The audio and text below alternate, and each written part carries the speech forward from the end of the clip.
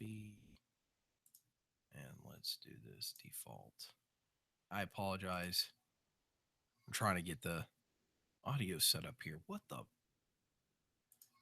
is going on here?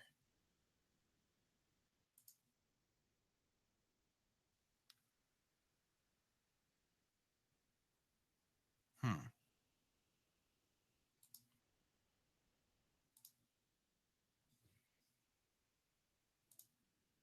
What the freaking crap is going on?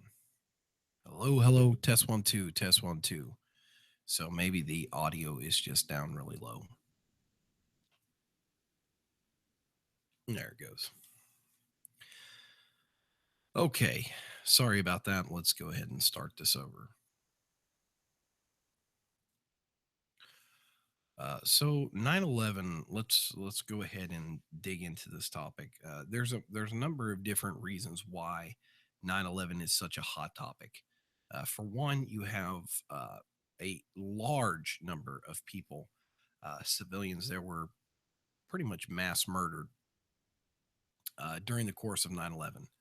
And why is that important? Well, because in most situations there is some kind of justification, injustice brought to the individuals that did the the act, the crime. And in this case, there is none. There is no justice being served. Why is that? Well, because if you dig deep enough, you find that there is really no justice to be served because the individuals that are supposedly at fault for the crime are not really at fault at all. They're made up. So let's go ahead and let's start with the first thing. The first thing is that Osama bin Laden, against popular belief, was an informant for the CIA. Now people are going, what? Well, why would he be an informant for the CIA? Well, during the Cold War, 80s and 70s, uh, Russia was in a war with Afghanistan, and the only way that the Russians were getting infiltrated and having information brought to the U.S. on their behalf, so that the U.S. has always been one of those things where they want to know what's going on with Russia. So the way that they did that was they made a terrorist group called Al Qaeda, and they put bin Laden as the head, who was the head informant for the CIA and the US government. Why would you do that? Well, the reason you would do that is because you're trying to collect intel, even though the US did not have a place in the war and skin in the game. It still did not change the fact that the US wanted intelligence on the our Russian adversaries at that time, which they weren't really adversaries, but it was a Cold War, so it was an intel war. So he was an informant for the CIA. This is not just made up stuff. This is all over the place. You can the Freedom of Information Act, I believe, uh, gives you enough uh, documentation that you can't stand in judgment of something when there's documentation that opposes that stance. So to say that the U.S. government was Osama bin Laden was on their terrorist list for a very long time, and there was justification behind it, is really unjustified. Um, and that's going to start falling apart when you start hearing when you start exacerbating the circumstances with why it doesn't add up. Okay, so on 9/11, the day of 9/11, Osama bin Laden was actually at a Dubai, which is uh, they're a ally of the United States, was in a Dubai hospital the day of. So if they wanted to capture him, they could have captured him. This whole narrative of Osama bin Laden, the most notorious man that took 14, 15 years to catch. Well, not really, but 10, 12 years to catch because he got caught in 2011, 2016. But the war started in 2002. The declaration of war was signed in 2002. Uh, so this manhunt that goes on for 10 years, or somewhere around there, 9, 10 years, we'll call it 10, doesn't make sense. Now let me give you a description of Osama bin Laden. Osama bin Laden was like 6 freaking 3, 6'4", had in horrible kidneys, and was actually having to go through dialysis. Was on dialysis for a very long time. So to state that the guy was in fighting capability and training capability physically is just idiocy. That does not, if you've ever met anybody that's on dialysis, they're not going and running marathons, especially not at the height that he is and all the physical attributes that come with being that height, plus having issues with your kidneys and kidney failure. So let's throw that out. That doesn't make very much sense. Now they tried to blame him for the first trade center bombings that happened. I want to say the early 90s, if not 80s. I might be incorrect about those exact years. So the structure in which you're going to formulate somebody to blame and a fall guy is that you have to find somebody that stands up and has all the ties that you need so that they can fill that spot and people aren't going to question it. But the problem is people are going to question it. So we'll talk about bin Laden, and later on I'm going to explain to you why it doesn't make any sense, and explore the reality, not the possibility, the reality that you have been completely deceived. Now I'm not talking to the other people that already have this information. I'm talking to the individuals that do not have this information or refuse to look at it as such factual information as it is. So, one of the biggest things that 9/11 conspirators face is they face a whole bunch of this litany of individuals that are, physicists and, structural engineers, and all these different litany of the different uh, collegiate um,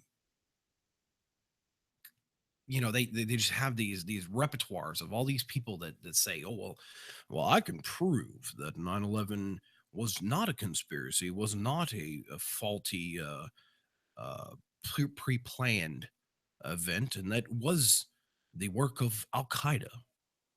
Well, for every one of those scientists that comes forward and says, I will set the record straight and I will debunk the entire 9/11 truther movement or the conspiracy, there's about 400, 500 individuals that are just as accredited and just as credible that will throw the same allegations and the same evidence at them at a different angle and prove them wrong. Um, so let's talk about the first situation that is always brought up when you talk about structural engineers and the collapse of the twin towers. We're not talking about the Pentagon. We're not talking about. Let's just talk about the twin towers.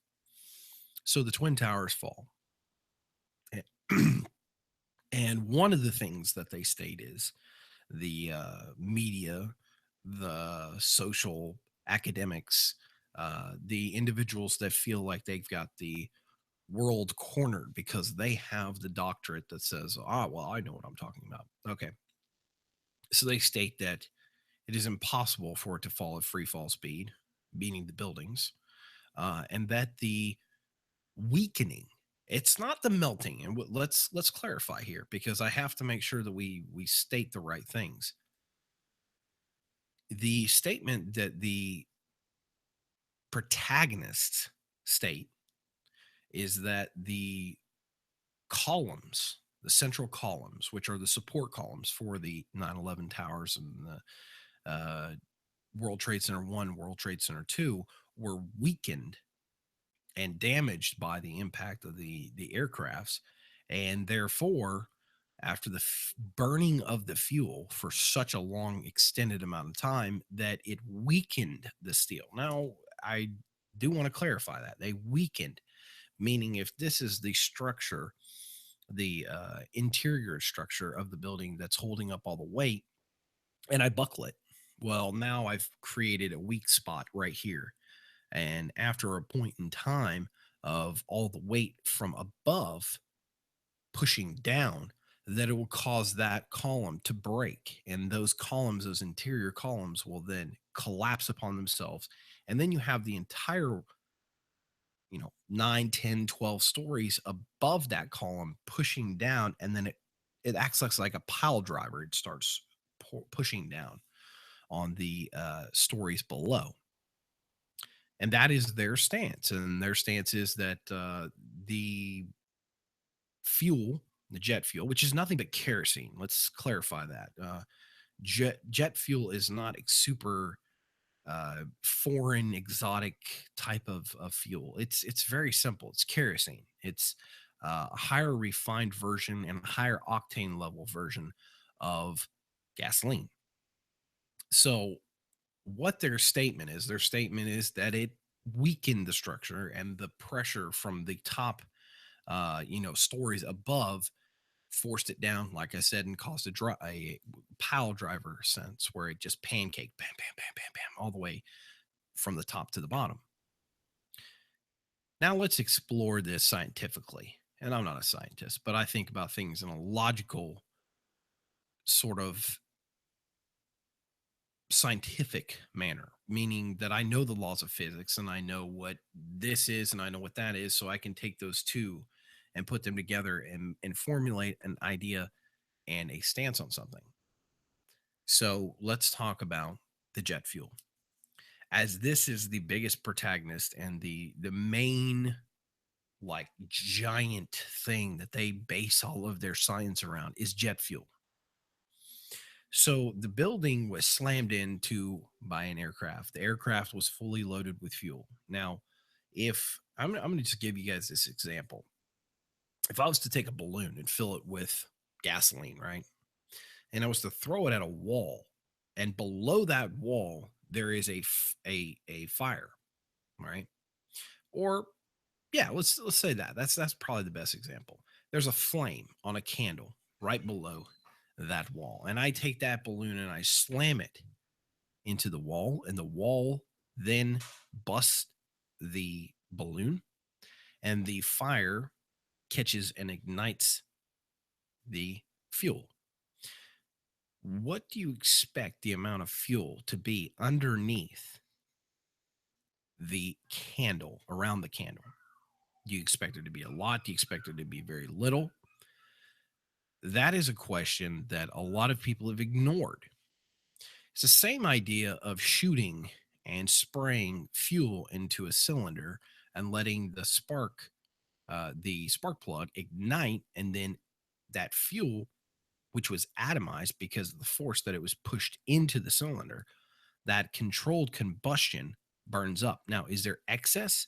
Not really. Is there carbon? Is there other kinds of things that happen because of that explosion? Yes. But to sit there and say that you're going to slam a plane going, let's call it 400 miles an hour. I don't know the exact speed. Say 400 miles an hour into a stationary object. Then you see the big giant fireball.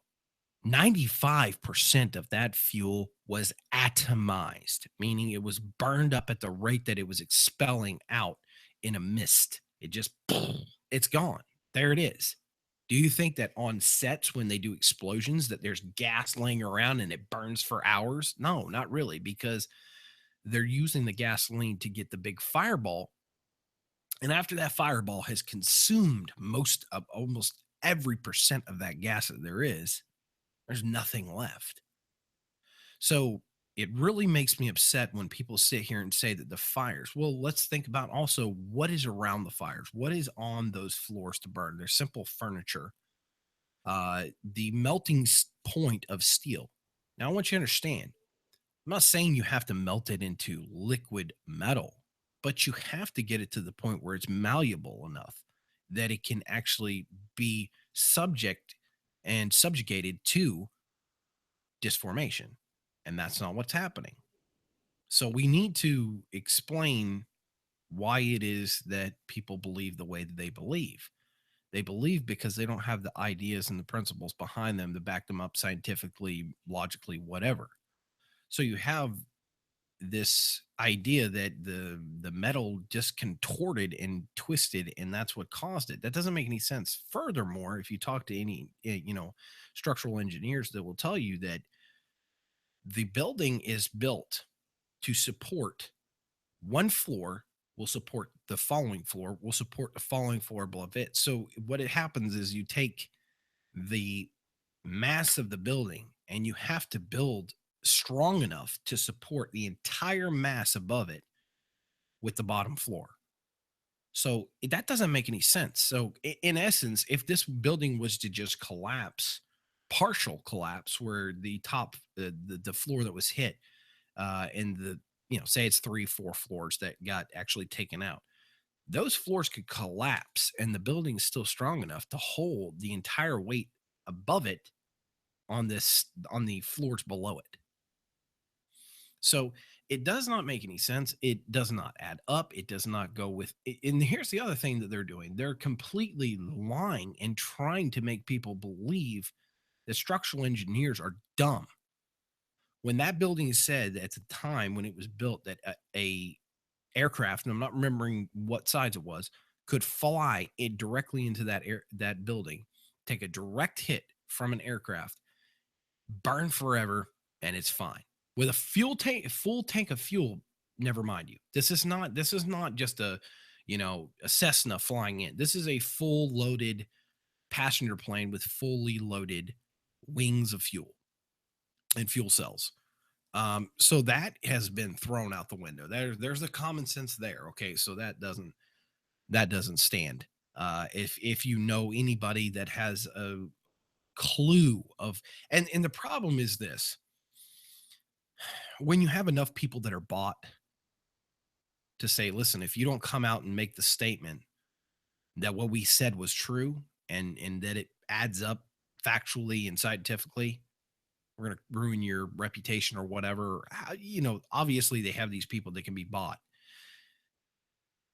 And when you take those individuals and you put them against the rest of academia, and they try to pick the best ones. I mean, they're not going after these guys that are just, first 2 years, 3 years of being a professor. They're going after people that have established themselves, have an established reputation in the field that they are in, structural engineering, whatever, and they're trying to go after those individuals, and they're trying to push them hard in a direction that will steer a lot of people, just because they don't want to be on the outskirts and the fringes of the academical society and academia, and they force them to go, well, I don't want to, that guy, when I went to college, and I got my, I went to this university and I got myself a doctorate in, or whatever it was. That guy was my professor.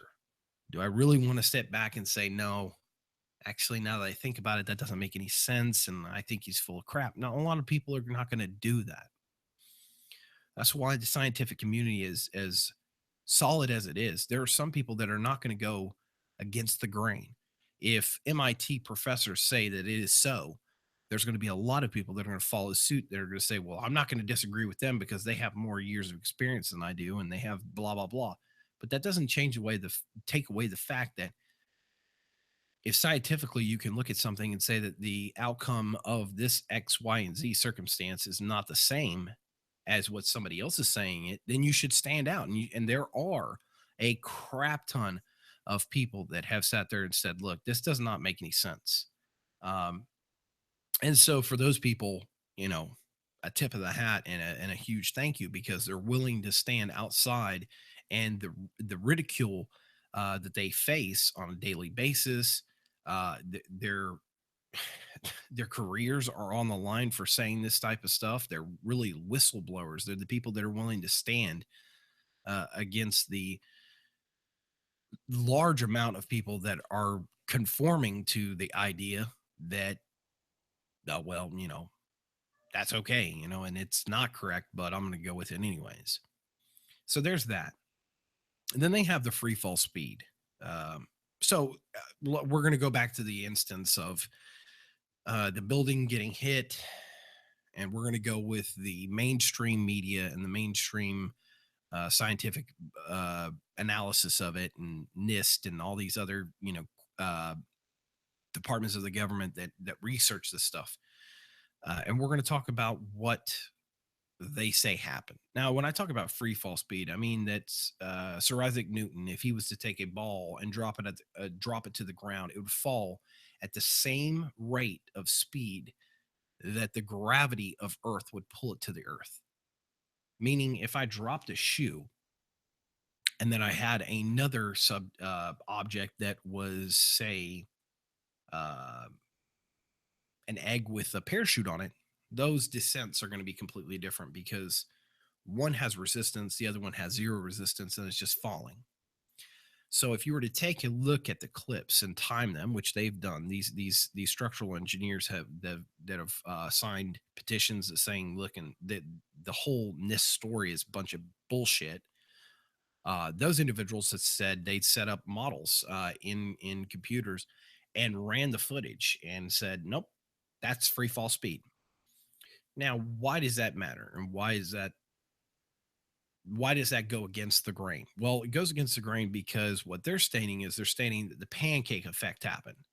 Well, the pancake effect cannot happen because there's a minute nanosecond of resistance from the one floor falling into the next that would reduce the amount of speed that it's descending from the sky to the ground. So, zero free fall speed is impossible with any structure unless you remove the structural points and assistance that the structure provides.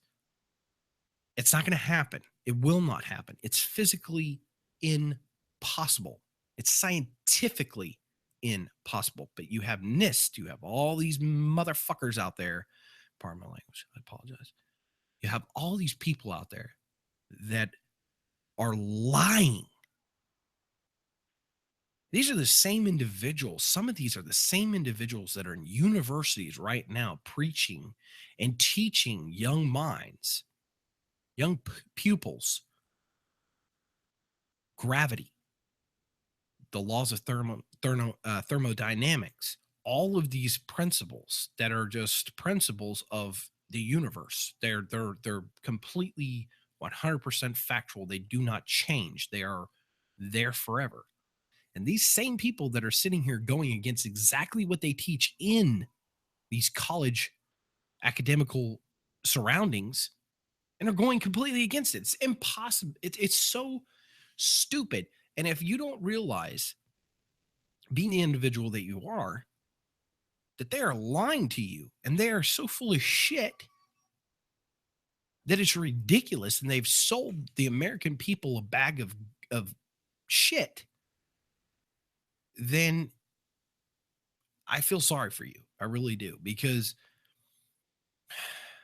9/11 is not just a situation that happened to a certain amount of people. It's affected all of us. It's affected every single U.S. citizen and future U.S. citizen there is. We've had spying on us by the CIA, by government officials. Uh, we've had the fact that if they decide that you're some sort of whack job and that you might have terrorist ties, they can take you without any questioning. They can break into your house, take everything you own. They can hold you without reading your Miranda rights. They're literally in the Patriot Act and the things that have followed the Patriot Act. They literally can take you from wherever, take you to wherever. You don't get an attorney. You don't get anything. Your rights are, it doesn't even matter about your rights. It's as if you're in space. You are not privy to anything. They don't have to tell you anything. They don't have to tell anybody else anything. And I'll give you a perfect example. There's a lady, I'm not remembering her name off the top of my head. I always do this in these live broadcasts, but there is a lady who is actually a CIA operative, and she worked in the, like, Saudi Arabia and places like that. She was not really per se the United States operative. She was working a car overseas. Well, after everything had happened, she kind of was against the entire story of 9/11 and what happened. And so when that happened, she kind of started speaking out about it. Well, then she got indicted. She got indicted for charges that were just stupid. They were trumped up, they were made up, and there was nothing she could do about it. She couldn't go against it. She couldn't say anything against it because guess what? They indicted her. It was their word against hers.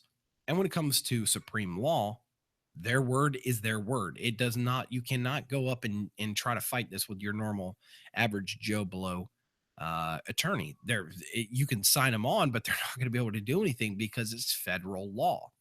So when you come down to federal law and the fact that they have this new Patriot Act where they can just indict people and take them and do all this interrogation and everything like that, loss of rights, you're not going to find anybody that's going to fight that. So this lady went through this whole process and she finally came out at, I think it was like 6 years she was indicted for. She was in prison, indicted.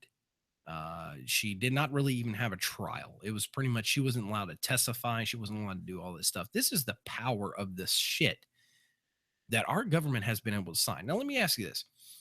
If everything's hunky dory and everybody thinks that everything's okay and everything's fantastic here in you good old United States of America, and there's nothing going on that makes us feel like we might actually be a danger, what does the government have to do to gain more power? It has to go in and do what they call false flag attacks, where they take an attack that's actually engineered by the U.S. government, Department of Defense or CIA or NSA or whatever the department may be. They turn it and twist it in a way that it looks like it's somebody else, and then they pin it on them. And then guess what? Those individuals are like, we didn't do that shit. And the people are like, well, God, I'm so scared about them. What am I going to do? I should probably go in and try to give up my rights so that I can be protected by the good old US of A government.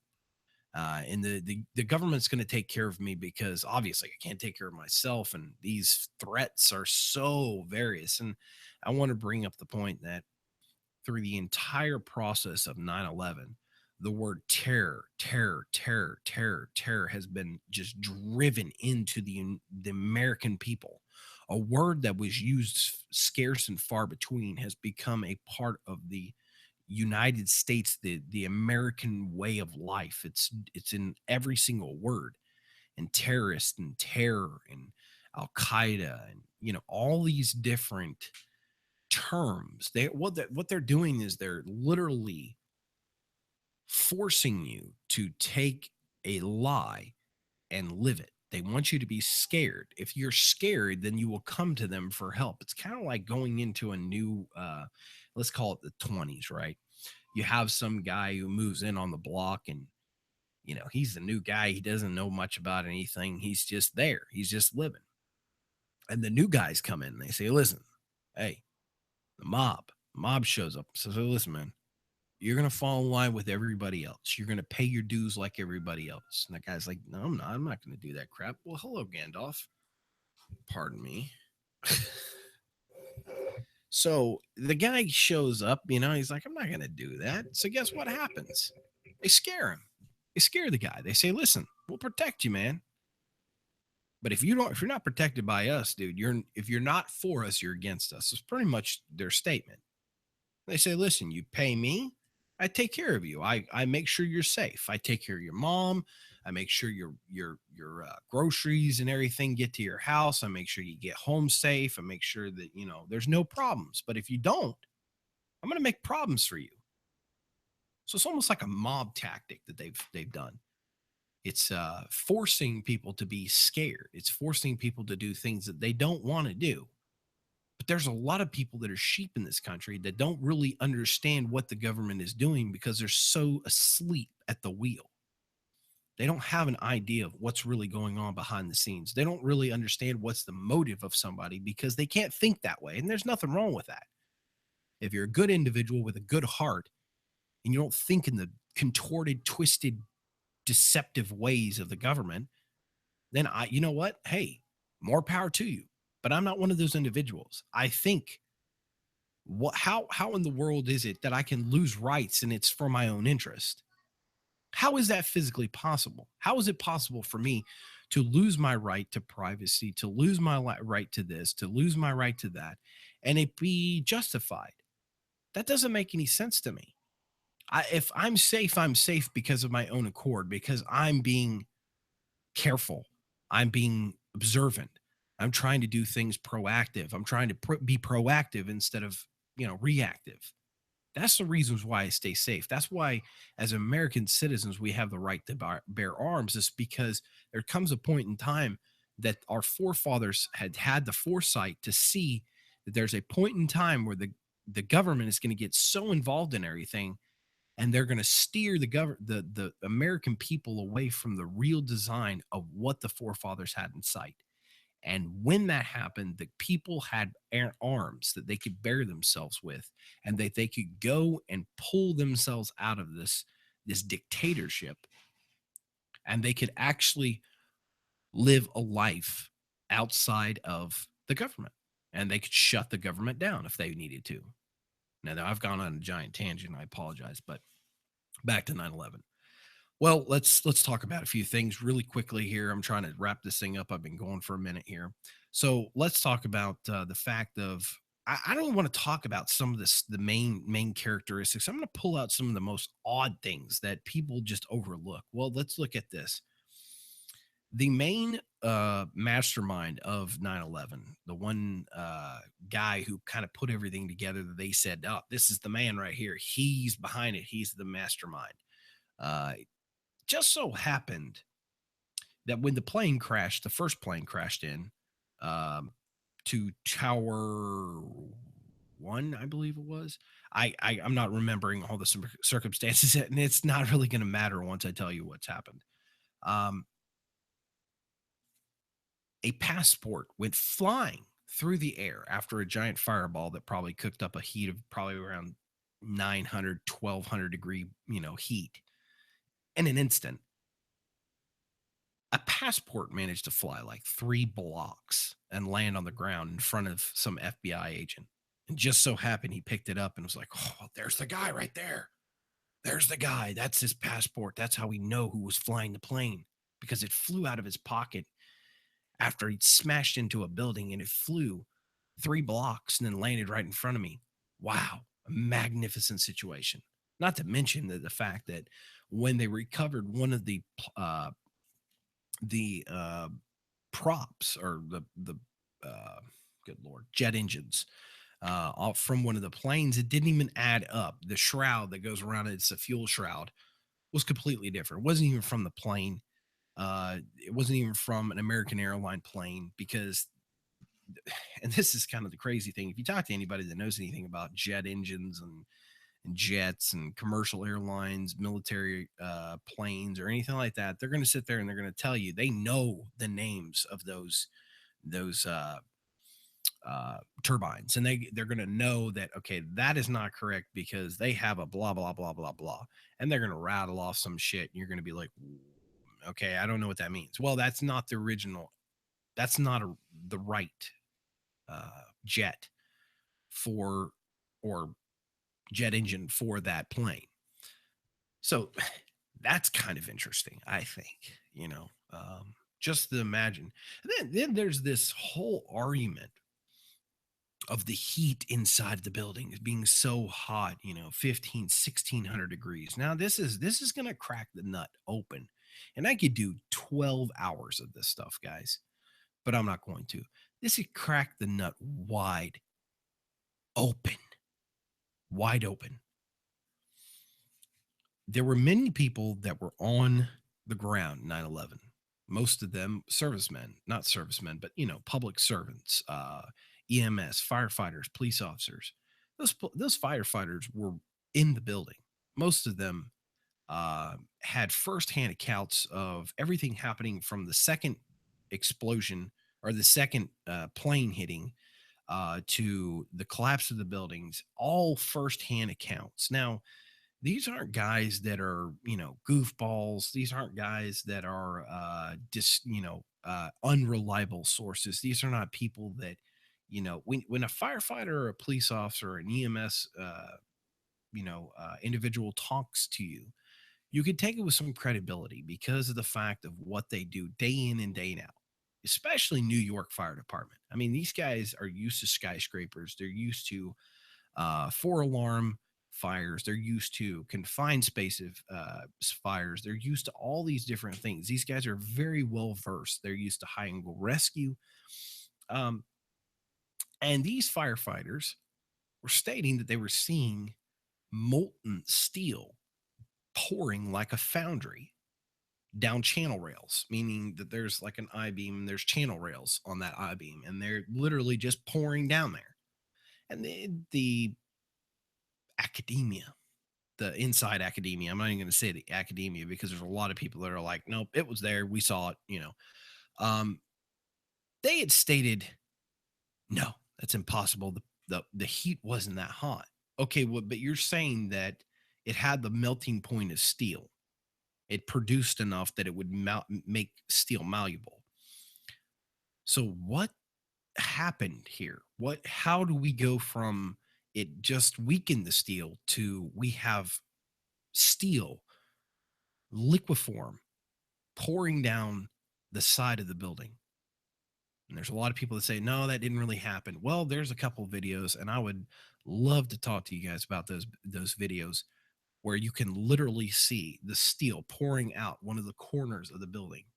Just a steady stream. And what's really interesting about the video, it zooms in on the corner of the building and you can see the stream. And it first starts just a couple drops, pop, pop, pop, pop, and then it goes heavier and heavier and heavier, and it's just pouring.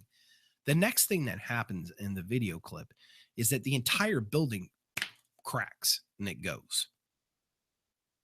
What does that tell me? That tells me that they're burning through an exterior portion of the building. Now, I can't tell you what's going on the inside of the building, but I'm telling you right there, there is a piece that they're trying to cut, that they got to cut through. And that's why there's that channel, that pouring of molten steel.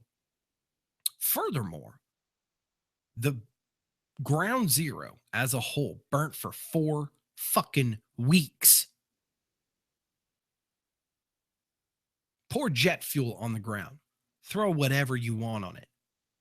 See if it burns for 4 weeks. Give me the best explanation you have. There were thermal cameras that were taking pictures and video that show 2,000 plus degree heat 3, 4, 2, 6, 8 weeks after. 8 weeks. You know what I'm saying? How is that physically possible? There's been no building that has ever collapsed that is burnt for 4 weeks straight. That's impossible. Now, what is your answer? Was your question you probably have? What was it? Thermite.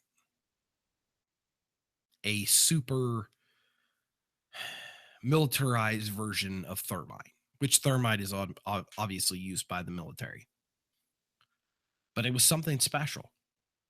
You're talking about a big, big building that from the time of the hit of the aircraft, both of them, you're talking less than an hour. Both of them fell from the first hit to the second hit to the collapses of both of them. It's less than an hour. They had to have something super powerful to take that shit down. Both of them. And it doesn't make any sense. Now, these are just a couple of the things that I find so very, very interesting and so very, very compelling to why I don't believe the national or uh, the respected and accepted story, because it's bullshit. Anyone with half a brain would know it's bullshit. So let's talk about the last thing that I wanted to talk to you about, which is bin Laden. Bin Laden shows in some of the videos where he supposedly claims responsibility for the attacks. In some videos, he claims to be getting younger. Watch these videos. Pay attention to them. Watch how, in some videos, he's wearing a wedding band. In the Muslim faith, it is immoral for you to wear and against the religion for you to wear a wedding band. There's some where his facial hair looks different, meaning the coloration. His nose is a different size. I mean, these are things that are not correct. Now, say all that's bullshit. Let's toss that out. I don't really care. Let's talk about the fact of how he was taken out. Osama bin Laden was taken out in 2011 in some night op where supposedly some Navy SEALs went in, Special Forces, SEAL Team 6, and killed him and crashed a helicopter in the process, a stealth helicopter, removed his body, removed all the intelligence that they could gather from the compound, and then exited and did an escape. And came back to a aircraft carrier, dumped his body in the sea, and that's that. What type of fucking horseshit is that?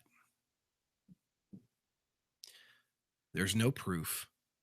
And also, like the day after, if not 3 days after, the SEAL Team 6 group that was supposedly coming home from that situation, there was a Sikorsky helicopter, one of the big twin props that was hit. Guess what was on the helicopter? A whole bunch of SEALs. So I say this. They tell these SEALs, you guys killed Osama bin Laden, blah, blah, blah. And then they shoot him out of the sky, kill them all. Because now they have no witnesses. There's no witnesses. I mean, come on. They even sat there and admitted that the photos of them in the war room were not even correct because nothing had happened at that point. That was just them watching the feed.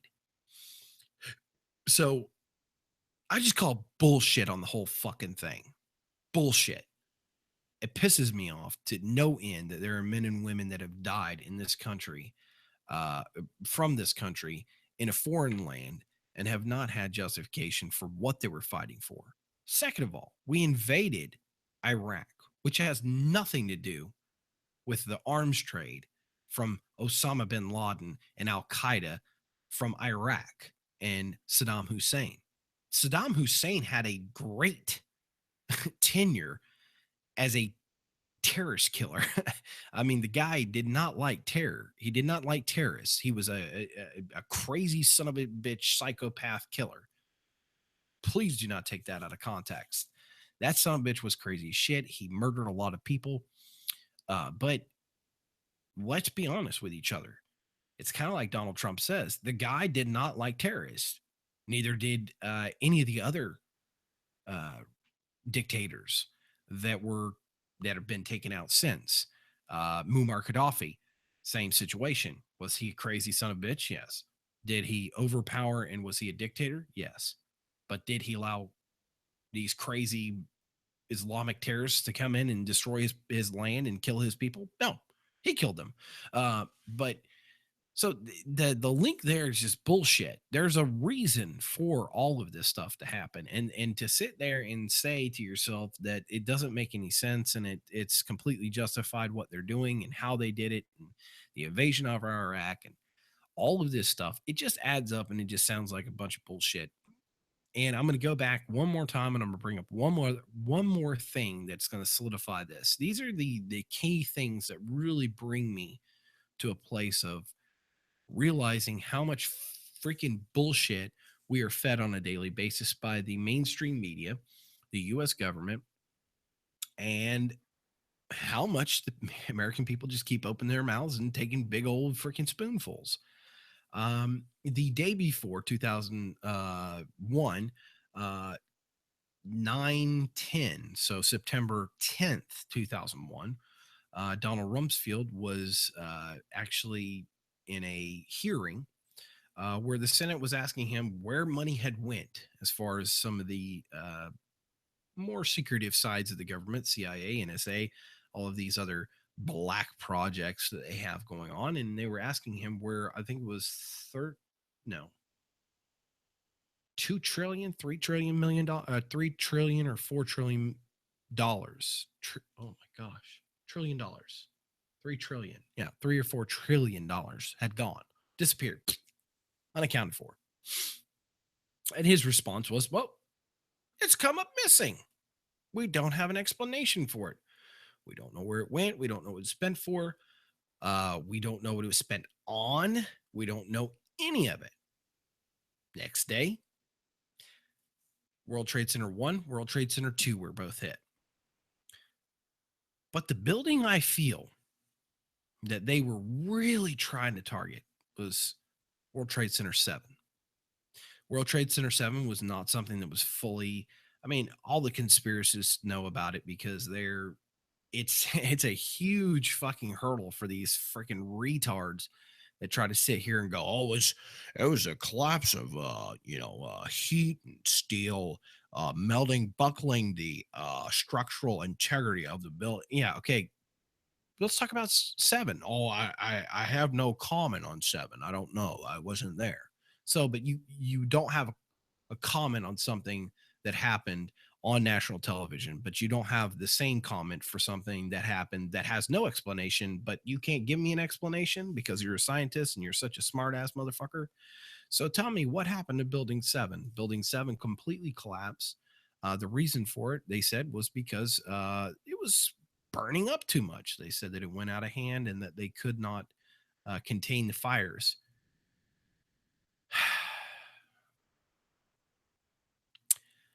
Well, just so happens building 7 is actually where they stored all of the documents and files and all that stuff about where that $3 or $4 trillion went, where it went. But guess what? That building went kaput. It fell to the earth at zero free fall speed, meaning there was no resistance. Same situation. 1, 2, 3, 3 times in one day. 3 buildings that had very structural damage. Yeah, now, I'm not going to say that a building getting hit by a plane is not structural damage. I'm just saying to the massive effect that it would literally level 3 buildings. And furthermore, World Trade Center 7 had actually no plane debris actually really hit it. It was just small stuff. It wasn't like some of the other buildings that had actually really been taken out by the falling debris and stuff like that. So that there it is again, um, it just doesn't add up. And like I said, guys, this is just one thousandths of what I could talk about. I could talk about a lot of different things because this is something that I've researched. And what's really interesting to me is I had no second of thought when it came to the official story of 9/11. I had no second thought of it until about 3 years after my friend actually I was hanging out over his house and he said, "Hey man, you got to watch this." I was like, "What is it?" He goes, "Well, it's a documentary on 9/11." I was like, "Well, I know about 9/11. Why do I have to walk?" He's like, "Dude, just watch it." And I was like, "Okay, whatever." So I started it up and about 10, 15 minutes and I was like, dude, come on, man. Really? Come on, conspiracy shit. I don't want to watch this. This is stupid. And he's like, listen, if I'm wrong, you can call me the biggest retard in the world. But if you watch that thing, you'll be convinced. And I was like, whatever, whatever. And I watched it. And it was Loose Change, one of the most highly well known documentaries on 9/11 and conspiracy documentaries. And after that, I was like, what the fuck? And it wasn't because I was deceived. It was because I didn't know. Okay. I don't want to explain that. It wasn't because I was deceived. It was because I was ignorant. I was not informed. I did not educate myself on the situation. Why? Well, because if there's a car crash, right, and somebody died, and you come up to the scene and you're driving in your car and you look over there and you're goosenecking and everything, rubbernecking, and you're like, oh, it's a car wreck. You go about your business. You're like, oh, it looks pretty bad, man. Somebody got injured. Wow, that sucks, man. Okay. And then you go about your business. Now, you wouldn't think anything about it, but that individual could have been high on crack. They could have been drunk. They could have had a heart attack behind the wheel. They could have had all these different circumstances. But what you see is what you know to that point because you're not doing an investigation. Now, if you were to stop, pull up, slow down, take a deep look, and then ask a officer, say, what happened? Oh, this guy was drunk and he slammed into this other car. Yeah, we got 5 or 6 people injured. Then you have a further idea of what's going on because why? Because you ask questions. Now I'm not saying to do that. I'm just using that as an analogy. But you only take things for face value when you don't give a shit. And I'm not saying that people didn't give a shit about 9/11. I'm just saying that once somebody people are lazy. Let's put it that way. People are lazy. If somebody can come up to me and say, "Hey, did you read this book?" and say we're in school, and yeah, I read that book. What's it about? Well, it's about blah blah blah blah blah blah blah. Now, guess what? He doesn't have to read the book, so he's taking my word for what happened in the book, even though my perception of the book and the concepts in that book and the ideas and principles in that book are incorrect. He could take those and use them, and guess what happens? They could be wrong, and he could freaking f on the book report or whatever. So people are lazy though. They'll take the shortest route to not having to do anything than to take the time to research, inform themselves, even if the information could be considered a little bit questionable. 9/11, there's a lot of good information out there. There's some other information that is subjected to personal perception and personal opinion. Some people believe that 9/11 was a conspiracy, and it was not so much the U.S. doing it, but it was the U.S. allowing the terrorists to do it. There's a lot of people that believe that there was a lot of money that they could be made, that could be made from the war in Iraq and the war in Afghanistan, and the amount of the money that could be drummed up from the military industrial complex through the process of war and the warmongering and all that good stuff. So there's no wrong, in my opinion. There's just pursuing information and trying to come to your own conclusion. And that's why I say that I wasn't dumb. I wasn't Well, I was dumb. It wasn't like I was trying to do it on purpose. I just, took things for face value. I just said, okay, well, somebody's done the research on it. So I guess that's what happened. It was bin Laden and blah, blah, blah, and blah, blah, blah, and blah, blah, blah. And until somebody opened my eyes and until I was ready to open my eyes, did I become awake. So that is pretty much the story that I have to share with you guys. And on a side note, really quick, really, really, really quickly, I was with a group, a first response group called Airland Emergency Resource Team, also known as ALERT, out of Big Sandy, Texas. That's about all the information I'm going to give you. I was trained in number of different search and rescue and medical extrication and just rescue to help people out after natural disasters, whatever it may be. These individuals were the first ones on the ground in Louisiana after Katrina. They were also the first feet on the ground and first people to touch evidence of the catastrophe that happened with the USS Columbia. So, the space shuttle Columbia. So these are individuals that are called regularly by the U.S. government, by FEMA, to go and respond and help. And when 9/11 actually happened, the day of, I was in a morning class on how to work with people in mourning and try to do trauma and uh, you know people that are dealing with loss, mourning, and all that stuff. So I was in a class that was teaching us how to deal with those situations and be there for somebody and kind of grievance counseling and disaster counseling and stuff like that. So When 9/11 happened, we get a call from FEMA. Now, mind you, we're in Texas and this is happening in New York. So we did the first thing that we always did. We went ahead and prepped all of our bags that were what we call a duty bag that was prepped, ready to go with all our supplies, everything to go. We had vehicles on standby, ready to go. At any given moment, we could have left. It could have been 3 o'clock in the morning. If we got the bullhorn, we were gone. We went to go help. That was our job, was to serve and to help people in need. And so here I am in Texas and I'm waiting, and it did not happen. I never got the call.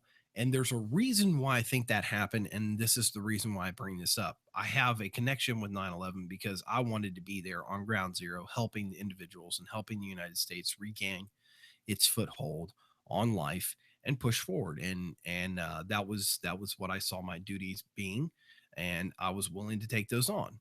Uh, but I think there's a reason why they did not want outside help, even though FEMA gave us a call. That was before probably the Pentagon and all the other factions of the U.S. military and U.S. Government got involved and said, no, no, no, no, no, we're not doing outside help. We're doing inside help.